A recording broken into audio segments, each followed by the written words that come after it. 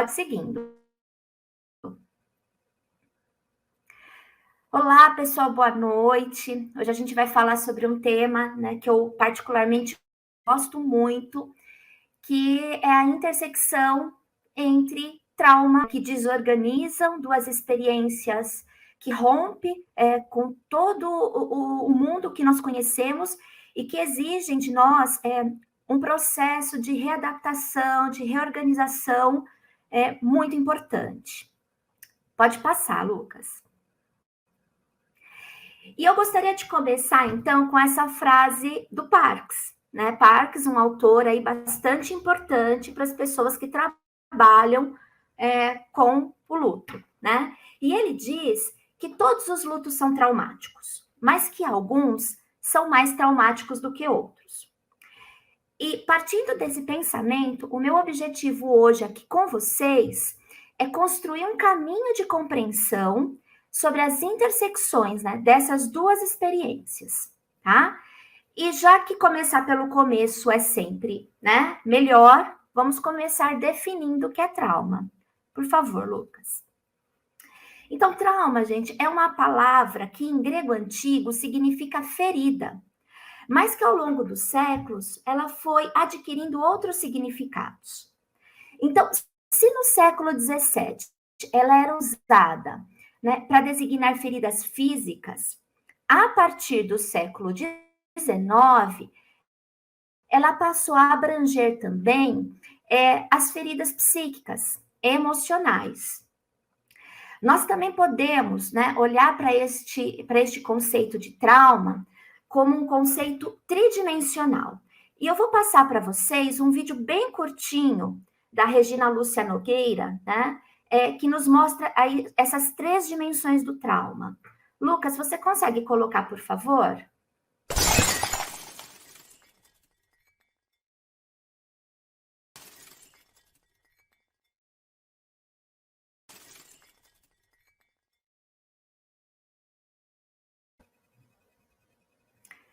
Então, vejam, pode passar, Lucas, para sair dessa tela um pouquinho. Aí seria o vídeo. Existe a dimensão do evento, né? Ou seja, da bolinha batendo no vidro, né? Daquela circunstância vivida e que impacta ou um indivíduo ou um grupo. Existe ainda a dimensão do efeito. Então, aquele vidro, ele vai se estilhaçando, né? Ou seja, nós estamos falando das reações adversas, né? Das reações que persistem no funcionamento mental, emocional, físico, social, espiritual, comportamental, né? Enfim, tudo isso junto do sujeito. E há ainda a experiência do trauma, né?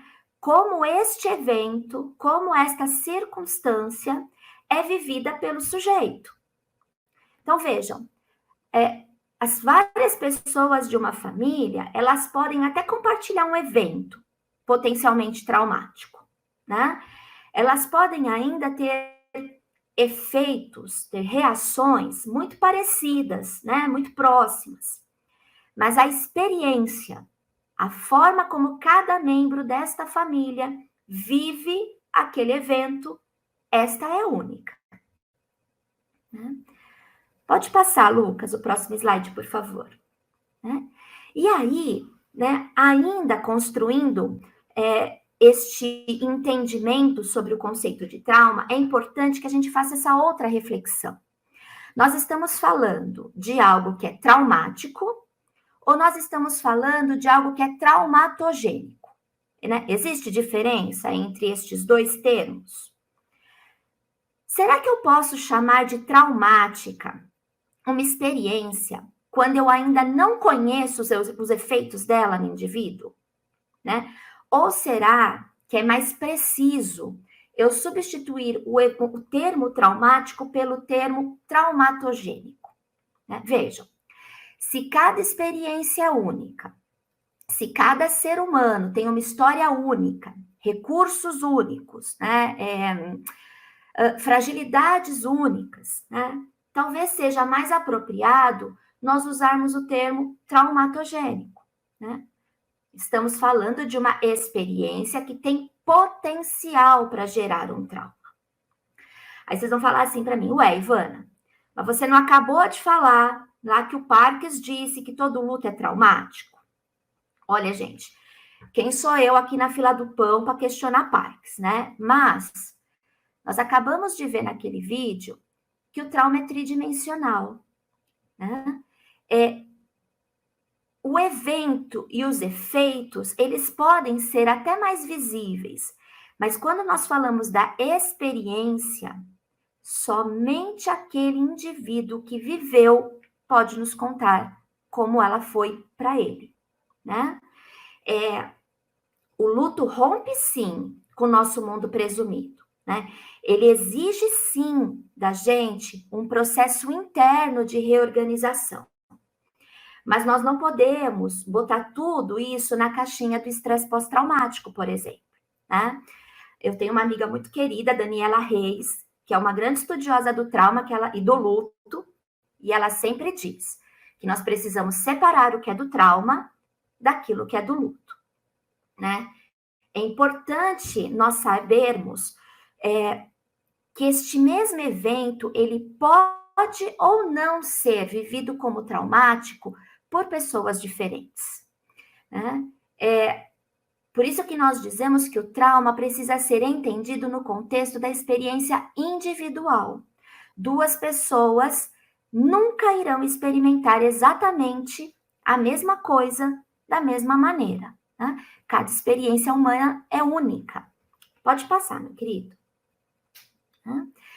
Ainda falando sobre trauma, né? E já partindo aí da premissa de que nem toda situação traumatogênica gera um trauma, o que eu preciso considerar, então, para entender essa experiência? A primeira coisa, pode passar. A primeira coisa é que ela precisa ser disruptiva, né? Isso quer dizer que é uma experiência que rompe com tudo aquilo que eu tenho por certo, com tudo aquilo que eu tenho por garantido. Talvez vocês já tenham ouvido falar desse conceito, né? A tal da quebra do mundo presumido, o mundo como eu conhecia. Pode passar, Lucas. Essa experiência, ela também precisa ser desorganizadora. Ela precisa provocar uma desregulação emocional, né? Nós não respondemos a esta situação potencialmente traumática da mesma maneira que nós responderíamos no nosso cotidiano, no nosso habitual, né? E aqui é importante eu frisar que eu estou falando da desregulação para mais ou para menos, porque a gente só tende a perceber quando é para mais, né? Mas nós também precisamos estar muito atentos àqueles indivíduos que apresentam respostas reduzidas, hipoativadas, né? Claro, sempre comparando com aquilo que seria usual desse sujeito. Pode passar. Também não é uma experiência sutil, tá? É uma experiência onde tudo é muito intenso. Quando eu falo aqui, é no sentido da sutileza mesmo. Não é uma experiência que eu preciso chegar muito pertinho para perceber, né? Ela grita a presença dela, né? Existe algo ali que faz muito barulho e é muito óbvio, muito fácil de ser notado. Pode passar. E é uma experiência também tão avassaladora que ela rompe, né? Pelo menos por um momento, com a capacidade do sujeito de se conectar com o outro, né? Então, neste momento, esse sujeito não vai conseguir compartilhar, ouvir o outro, de tão que ele está absorvido pela própria experiência. Pode passar. Se vocês ainda não leram o livro, né, do Van der Kolk, O Corpo Guarda as Marcas, leiam, né? É um livro incrível que fala sobre trauma. E ele diz no seu livro, né, que é importante considerar que o trauma não é um evento que ocorreu e ficou no nosso passado, né? Mas o trauma também é a marca deixada por essa experiência na nossa mente, no nosso cérebro e no nosso corpo. Mente na vida do indivíduo. É como se ele estivesse vivendo aquela experiência novamente, dia após dia. E isso tem consequências na maneira como o nosso organismo se organiza para viver no presente. Pode passar. Na experiência traumática, né, as reações, elas podem ser reativadas ao menor sinal de perigo, mesmo que já tenha se passado muito tempo, né? Olha, nós sabemos que o perigo, ele é um componente normal da nossa vida, né? Ele está presente na nossa vida. E o nosso cérebro, ele precisa detectá-lo, ele precisa poder detectá-lo para organizar uma resposta. Agora, vejam, no trauma, o tempo congela, né? E a impressão que o indivíduo tem é que o perigo, ele está presente o tempo todo e ele vai durar para sempre. É a sensação de que o perigo não vai embora. Pode passar. E é por isso que a gente diz, né? Não, a gente não só diz, mas existem aí muitos estudos comprovando isso, que o trauma reconfigura todo o nosso sistema de alarme cerebral, né? Ele aumenta os níveis do hormônio do estresse, ele nos coloca hipervigilantes, ele altera a nossa percepção da realidade, a nossa capacidade de filtrar e de discriminar informações. Ele vai impactar na nossa capacidade de regular as nossas emoções, né? E ele também pode se apresentar na forma de uma apatia emocional, um distanciamento emocional, né, das outras pessoas e da própria vida. A pessoa fica desvitalizada, né?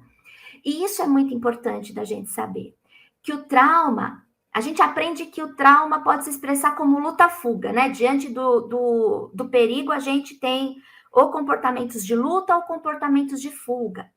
Mas também nós podemos ter bloqueio, uma incapacidade de estar no presente. Né? Pode passar. E a tragédia disso, gente, né, é que quando a gente bloqueia, né, numa tentativa de nos protegermos dos efeitos da experiência traumática, o preço disso é que a gente se bloqueia para todas as fontes de prazer e alegria da vida. A vida fica muito empobrecida. Pode passar. Na experiência traumática, né, nós podemos ter a presença de flashbacks, né? Isso aqui também é muito importante, né? Ela altera a nossa capacidade imaginativa, né? Sabe a nossa capacidade de pensar mesmo criativamente sobre as coisas? O indivíduo que está sob efeito de trauma, ele perde essa flexibilidade mental. Ele não consegue pensar em saídas criativas para as dificuldades que ele enfrenta, né? O trauma, ele modifica não só o que nós pensamos e como nós pensamos, mas ele modifica, ele interfere também na nossa própria capacidade de pensar, né? Então, como eu falei, ele pode sim despertar reações de luta e fuga, mas ele também pode despertar reações de colapso, congelamento, de autoabandono, né? E eu quero aqui chamar a atenção de vocês para estas respostas de congelamento e abandono. Se vocês estiverem diante de pessoas que, de alguma maneira, né, estão imobilizadas na vida ou nas relações, pesquisem se não existe aí um histórico de trauma. E quando eu falo histórico de trauma, eu não estou falando só o trauma do DSM, não, aquele trauma daquelas experiências horrorosas que estão ali descritas. Mas, sabe aquele ditado? Água mole em pedra dura, tanto bate até que fura? Então, experiências que nem são, né, muitas vezes consideradas traumáticas, pela repetição elas podem se tornar. Pode passar, meu querido. sentir-se capaz de agir durante, né, uma experiência potencialmente traumática é um fator de proteção muito importante. Porque quando a gente age, quando a gente faz algo, a gente encerra a ameaça, né? Agora, se a gente fica imobilizado, a gente fica preso na situação, na ameaça, né? O nosso corpo fica preso num estado de choque, né, de impotência. Né? E aqui eu estou falando, gente, dos cuidados que são oferecidos em situações de trauma, né? Antes, durante e depois. Né? Como é que nós estamos cuidando das pessoas enlutadas, por exemplo, né? Em situações bem complicadas. Né? Bom, e o luto? Né? Nós já falamos, então, que a perda de algo ou alguém, né, significativo é sim potencialmente traumático, né? Por todos os rompimentos envolvidos, né? Principalmente aí pela perda do nosso mundo presumido, muitas vezes pela perda das nossas relações de segurança, mas, pode passar, meu querido, nós precisamos estar atentos a estes dois fatores, né? Fator de risco, fator de proteção. Porque é isso que vai dar para a gente um pouquinho a dimensão do potencial traumatogênico daquele evento, né? Nós precisamos avaliar, por exemplo, a capacidade de resiliência do indivíduo.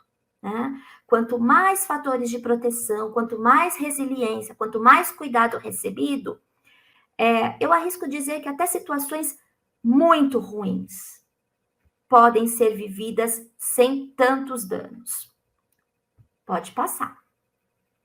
Né? Então, já fazendo aí essa intersecção, o trauma influencia sim na resposta do luto. Né?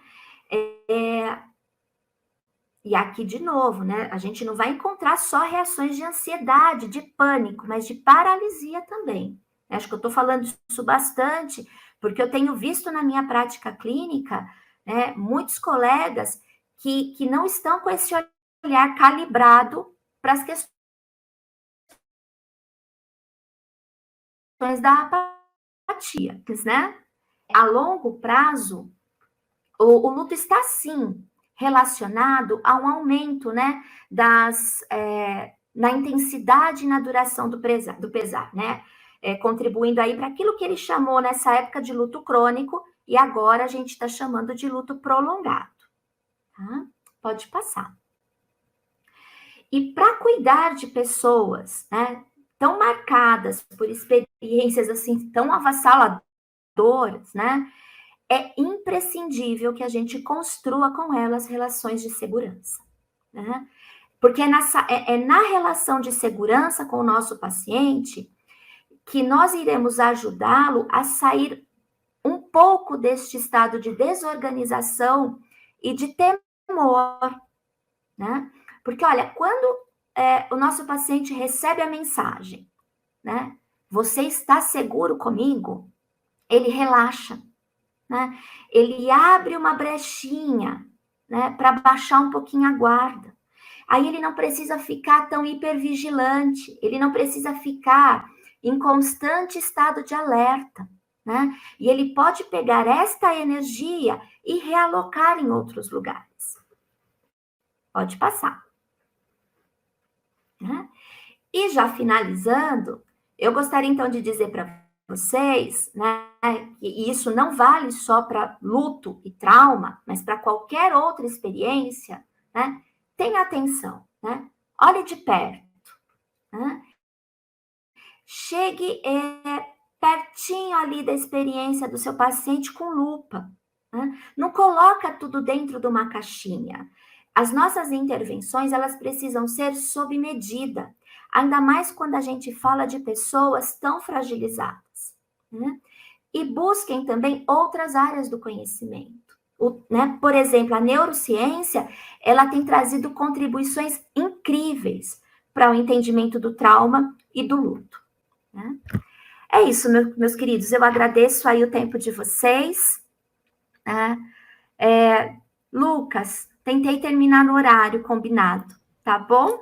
Olha, fez tudo que era preciso, Ivana. Aproveitando, eu quero indicar uma leitura que eu comecei a ler a partir da perspectiva neurocientífica, da neurociências, que é esse livro aqui, ó, recém-lançado em 1º de fevereiro, The Grieving Brain, ó, da Mary Frances O'Connor. Ela é maravilhosa, ela é Acabei da de Universidade. comprar. Menina, você vai amar. E assim, a capa, ela tira, né, ó. E é o livro, gente, a coisa mais linda. Ah, Parece não, mas pelo aquelas. e-book. Ah, seu e-book. Não, eu comprei o físico. Ai, o e-book. Eu gosto de riscar, né? Então, fica a indicação de The Grieving Brain. Aqui, ó. The Surprising Science of How We Learn from Love and Loss. Gastei o inglês, tá? Você me dá valor. Gastei o inglês, galera. E aí, esse livro fica de indicação para Com vocês sobre certeza. a discussão. Muito obrigado, Ivana, pela fala, pela disponibilidade. Imagina, meu Sigam querido, lá, obrigada pessoal, a você. flordecerejeira.instituto para mais assuntos e cursos também com a Ivana, hein? Muito obrigado, Ivana. Obrigada, Até a Lucas. próxima.